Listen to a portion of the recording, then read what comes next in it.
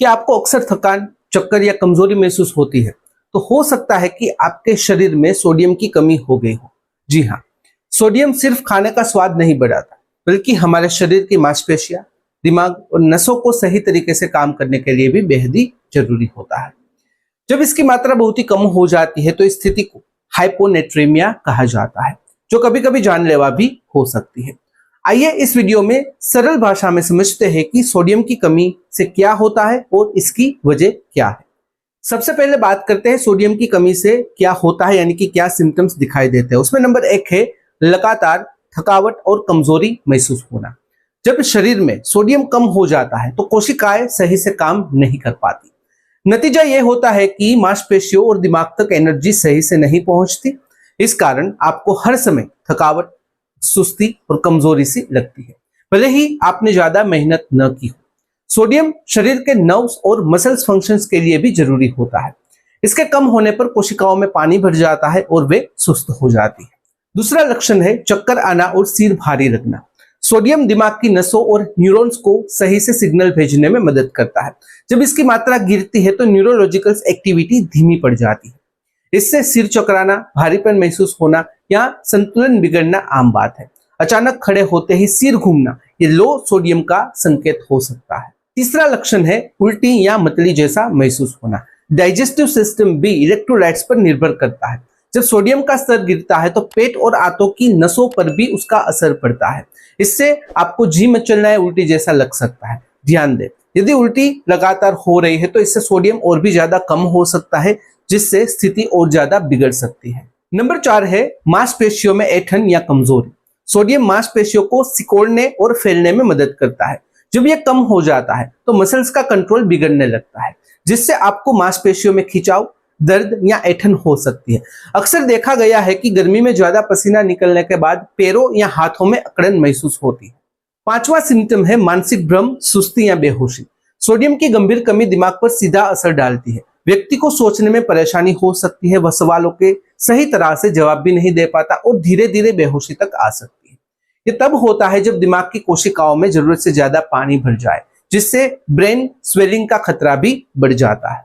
छठा लक्षण है दौरे या सीजर पड़ सकते हैं।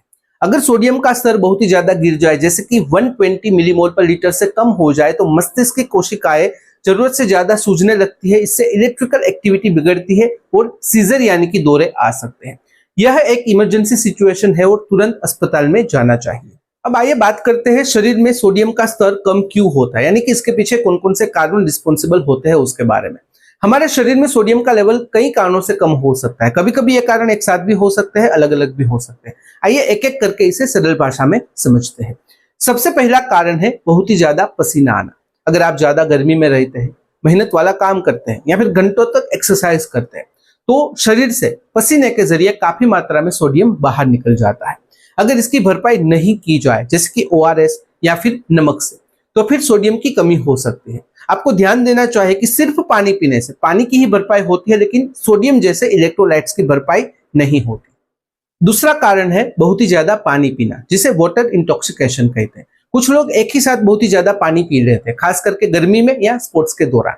इससे शरीर में पानी का स्तर तो बढ़ता है, लेकिन सोडियम पतला होकर कम हो जाता है, जिसे डाइल्यूशनल हाइपोनेट्रीमिया कहते हैं। उदाहरण के तौर पर दिन में 3 से 4 लीटर पानी पीना तो ठीक है, लेकिन अगर कोई व्यक्ति एक ही घंटे में 4 लीटर पानी पी लेता है तो खतरा और ज्यादा बढ़ जाता है। नंबर 3 है डायरिया या उल्टी होना। लंबे समय तक डायरिया या बार बार उल्टी होने से शरीर से ढेर सारे इलेक्ट्रोलाइट्स, खास करके सोडियम, बाहर निकल जाते हैं। यदि समय पर ORS न लिया जाए तो यह खतरनाक हद तक कम हो सकता है। खास करके बच्चों और बुजुर्गों में इसका असर जल्दी दिख सकता है। चौथा कारण है किडनी की बीमारी। किडनी शरीर के फ्लूइड और इलेक्ट्रोलाइट्स बैलेंस को कंट्रोल करती है। अगर किडनी सही से काम न करे तो वो या तो ज्यादा सोडियम निकाल देती है या फिर उसे सही तरीके से रीअब्सॉर्ब नहीं कर पाती, जिससे सोडियम कम हो जाता है। क्रोनिक किडनी डिजीज में यह आम समस्या है। नंबर 5 है हार्ट फेलियर या लिवर सिरोसिस। इन बीमारियों में शरीर में पानी रुक जाता है, जिसे फ्लूइड रिटेंशन कहते हैं, लेकिन ब्लड में मौजूद सोडियम का लेवल कम हो जाता है। इससे शरीर को कम सोडियम की सिग्नल मिलती है और किडनी और ज्यादा पानी रोक लेती है, जिससे हालत और बिगड़ जाती है। दिल या लीवर की गंभीर बीमारियों में यह बहुत ही आम कारण होता है। छठा कारण है कुछ दवाइयां, जैसे कि डायूरेटिक्स, एंटी डिप्रेशंस आदि।